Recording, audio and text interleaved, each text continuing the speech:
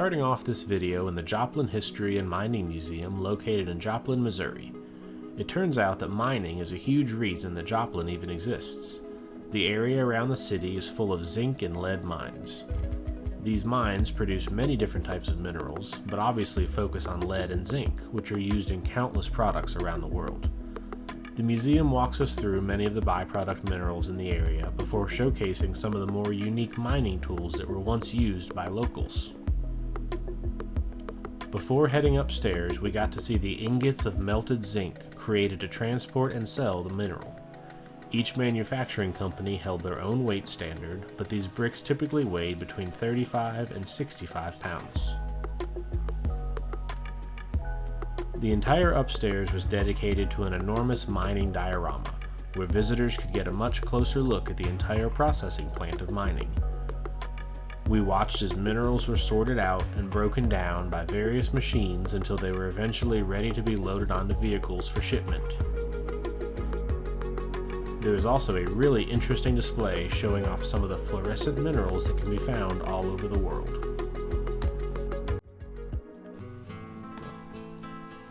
While mining may have been the beginning of Joplin, it became a household name in May of 2011 when the city was hit by one of the worst tornadoes in U.S. history. At its peak, the tornado was almost a mile wide, 158 people were killed and over 1,100 others were injured. The rest of the history portion explained the city's multiple booms over its lifetime, and even had the podium that JFK spoke at while visiting the area in 1960. The museum had several smaller museums within it, one of them being about the circuses that used to come to Joplin. Circuses would travel the country, going from town to town to show off their oddities and amazements. At one point in time, Joplin had multiple circuses come to town each year, and since they always drew a crowd, they'd always return the following year. And then there was the National Cookie Cutter Museum. This one felt a little random to us, to be honest, but it was enjoyable to see the different cookie cutters through the decades. Our favorite display was the cookie cutters from around the world. It was very interesting to see how other cultures shaped and decorated their sweets.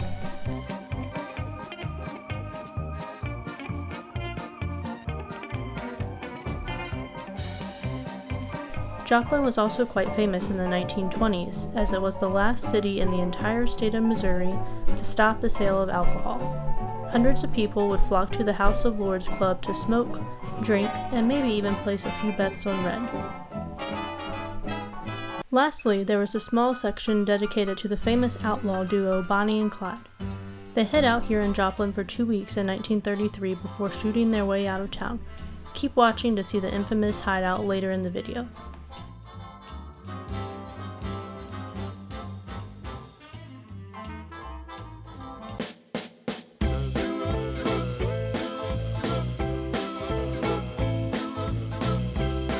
Well, we really enjoyed the Joplin History Museum / Mining Museum / Cookie Cutter Museum / Bonnie and Clyde Museum.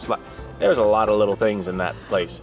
Entry was $5 a person, which was very reasonable. I could have spent way more time, especially in the mining and minerals area. There was so much to read about. So right now, we're currently in a drive-thru, waiting to get Riley her Missouri State French fry from a place called Babe's Drive-In. Unsure why it's called Babe's Drive-In, because when I think drive-in, I think of pull up to a little speaker box. Yeah, we have a drive-in restaurant in the town that we're from where you literally pull in undercover. Like a Sonic. Yes, Sonic. Yeah, I was trying to think of what that restaurant was called. It's like a Sonic. Yeah, that's not what this is. You can either go through the drive-through or you can go in. So maybe that's drive-in, drive/in. I don't know. But it got really good reviews. They're famous for the chubby cheese, which I believe is just a cheeseburger. That is what we got to eat. Yeah, so we ordered 2 chubbies and a fry. So someone is only getting a fry and someone is not getting a chubby. Yeah. But it's a decent little drive-through line, so we thought we'd film our wait. They're very busy. Well, it took a couple of minutes in the drive-through line, but we have secured the chubbies and the fries. Riley, you're only going to get a fry. You're not getting a burger. So, I think this is very hot. I'll say make sure they're not. Oh, they're fine. I have to test them, to make sure they're safe. Riley, for your second French fry on this trip, from Babe's Drive-In in Joplin, Missouri, I present to you the Missouri Fry. She dropped it. Oh my gosh. I think I had some of your face cut off. I think you're going to have another fry, baby. What a shame she said. These are really good French fries. You're not getting a third. That one's for me. All right, you're done. And now, since we talked about the chubbies, let's see what they even look like. They look a little messy. This is what they're known for. It's upside down.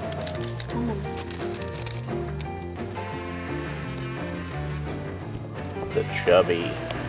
So we got it with everything except for tomato. So it looks to be a double cheeseburger, which kind of makes sense. Let's see what it tastes like.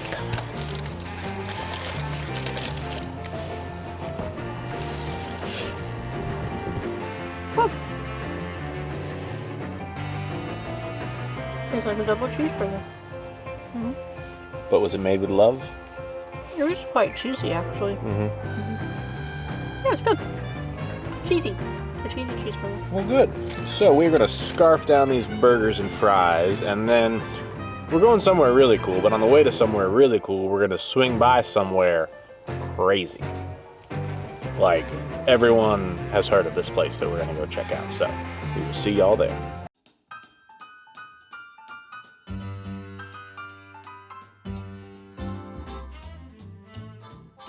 Well, we're at our little pit stop, folks. This here is the upstairs apartment where Bonnie and Clyde hid out. In the History Museum that we went to this morning, they had the door. Obviously, that's a much more modern door than it was, but that's where they were hiding out, in Joplin, Missouri. You can't go in, you can't do anything else, but we thought it'd be kind of cool to swing by and take a peek.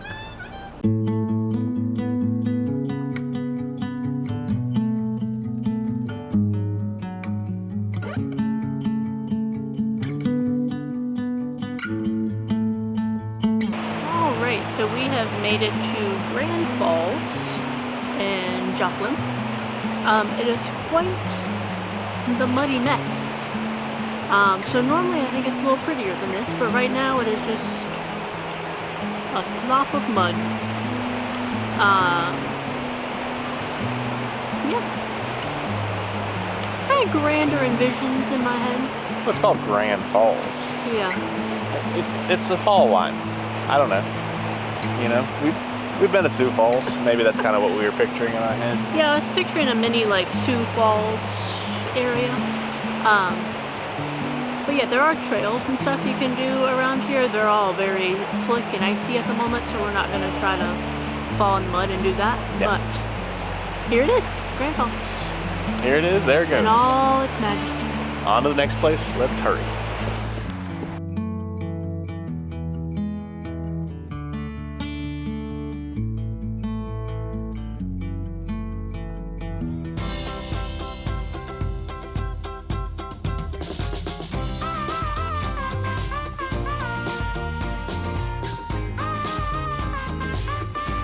Well, for the last stop on our tour of Joplin, Missouri, we have come to the George Washington Carver Monument.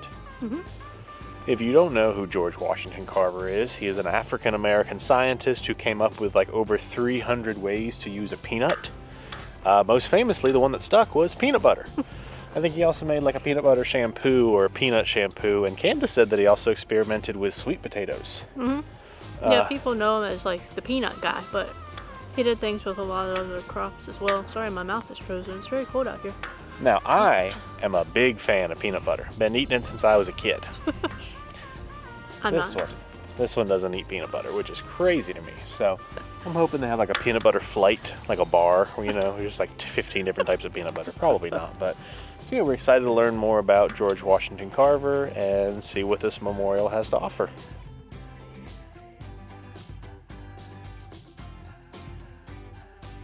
Okay, so there is a visitor center with some information about George Washington Carver, but the reason that we're here is the 1 mile Carver Trail that goes around the property to learn more about him and his life. So that's what we're doing. Dr. George Washington Carver was born into slavery in 1864, but his exact date of birth is unknown. His parents were purchased by Moses Carver in 1855. Unfortunately, his father died when he was a week old, and he was split up from his mother and siblings when they were all kidnapped together, but only young George was recovered. After slavery was abolished, Moses Carver and his wife raised George as their own child. These are the forests and streams that he grew up in and that paved the way for him to become a nature lover and earn his nickname, the Plant Doctor. Hey, what are you doing over here? I found some peanut butter next to the tree. You want some?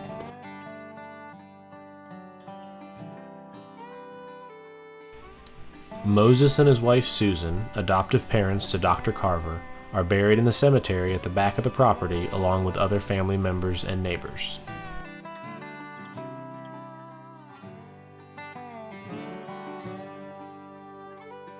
Well, we did the whole mile-long loop. We're the only ones here. Again, surprise, surprise. And it's a Saturday, so I don't know, I'm kind of shocked this place isn't busier, but bad weather, chilly, windy, very windy. Yeah, and the trail is covered in snow. Yeah, it's like 100% covered pretty much. Wow, what a guy. Yeah. I kind of knew that he was a scientist and that he did a lot with peanut butter and peanuts, but he sounded like an incredible human being. Much better than most people. Yeah, he did a whole lot of things to try to help people who weren't doing that well, who were poor and not very well off, by teaching them how to kind of fend for themselves and grow things and improve like soil quality, to improve their lives and things like that. He said when he passed, he just wanted to make a difference and help his fellow man, because that's what really matters. And we agree. Mm-hmm. Yeah, he sounds like a really cool guy who grew up in a absolutely crazy time, accomplished so much, and yeah, I'm really glad we came here. Much more than peanut butter. And he's not buried here, but his adopted parents are buried here. He is buried in Tuskegee, Alabama, where he taught classes for a very, very long time. Like 45 years or something like that? Yeah, like 40-some years. Which is incredible. So I think he's buried like close to the campus down there. This place is free. If you're in Joplin, come check it out. Yeah, even if you're just driving through and you're looking for a nice little pit stop, stretch your legs, it's a beautiful, even in the nasty weather, it's a beautiful little walk, lots of streams and springs. And there is a little museum inside that you can walk around in as well. Yeah. And a gift shop. Yeah. No stickers though. No stickers. Come on. So that's going to wrap up our Joplin video. Yeah, we were kind of on a time crunch today, so we couldn't get everything that we wanted, but I think we got a lot, and it was enjoyable. I learned a lot. I learned a lot about Joplin. Like mining put this place on the map, which I wouldn't have known there's even a mine here or anywhere nearby until we went to that museum, so that's really cool. In our next video, we're actually going to be in another state. Our first time in a new state. Yep, we haven't been there yet. Arkansas. We're going to be checking out Eureka Springs, like the downtown area of Eureka. We've seen like videos and pictures, and it looks like my favorite phrase, super cute. Yeah. Downtown area, so we're going to explore that area some. Now that is going to be a Riley-less video. She is going to be hanging out at the cabin while we're in Eureka Springs, because there's too many shops and stuff to go into that she just wouldn't be allowed in. So she's going to guard the cabin for us while we explore Eureka. But don't worry, she's going to be in another Arkansas video. Oh, just yes. Not in Eureka Springs. Because she has to get an Arkansas fry, and so she has to go to Arkansas. So as always, we'll see y'all somewhere. Thanks for watching Riley Roams. Click subscribe to keep up with all of our latest travels, and don't forget to click that like button too.